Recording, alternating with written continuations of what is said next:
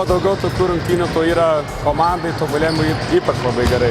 Toliau, kad bus atkaklios rungtynės, tai tikrai tikėjausi ir ko pasiekoje varžovai persvėrė rezultatą.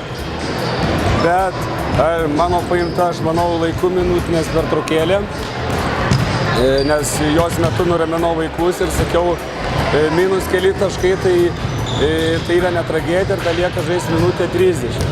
Paskui vaikai išėjo į aikštelę ir tą parodė, aš sakau, labai džiaugiuosi, šitą pergalę labai džiaugiuosi.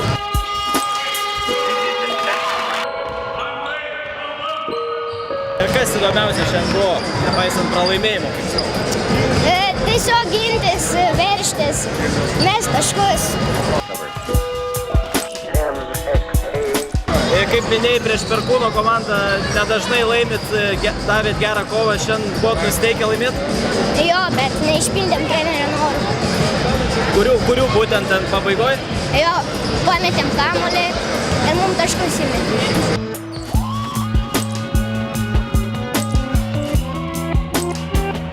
Komanda auga, tuo pačiu auga kitos komandos, bet šitas sezonas buvo daugiau toks mano kaip trenerio eksperimentinis.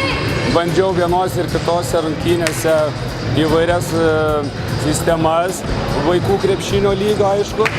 Ir kitais metais jau mūsų prasideda tuo pačiu jau pagrindinis startas, Lietuvos čempionato pirmasis iššūkis, kur tada parodysime, ką išmokom per 5 metus.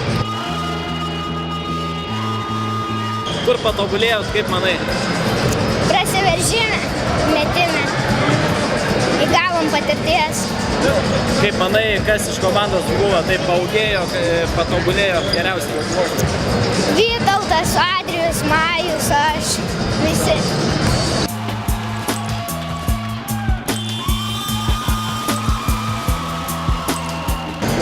Sveikinu už gerą kovą.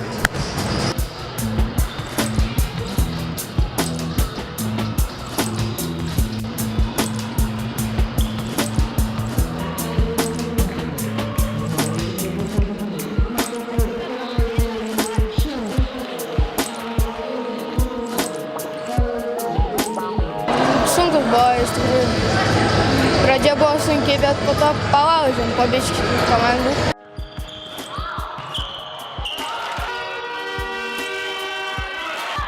Mantas labai gerai ant kamuoliuoja, Aleksas labai gerai sužaidė, Aidas irgi.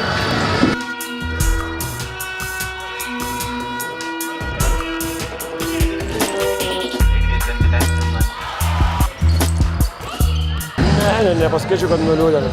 Mūsų šitai komandai pirmas sezonas, tai rezultatą vertinu visai neblogai. Galbūt šitie vaikai jau daugiau moka, ta prasme seniau jie kartu kaip komanda, aš dar tiek daug neišmokinęs, viskas prieš akinę. Šiaip tikrai neperginam, džiaugiamės rezultatų, matom, kur reikia dirbti. Buvo komandų prieš ką žaisti, ne visos komandos, aišku, buvo ir jaunesnių, bet nebuvo per sunkiausia.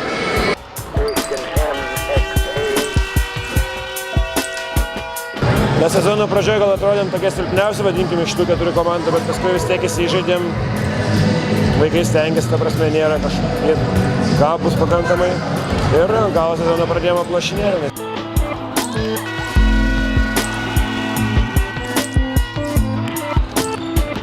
Šiemet jau kaip ir sezoną baigiam, treniruosimės, dar iki birželio mėnesio važiuosim vasarą į stovyklą, kitais metais ruošimės pirmajam iššūkiui gerai sustartuoti.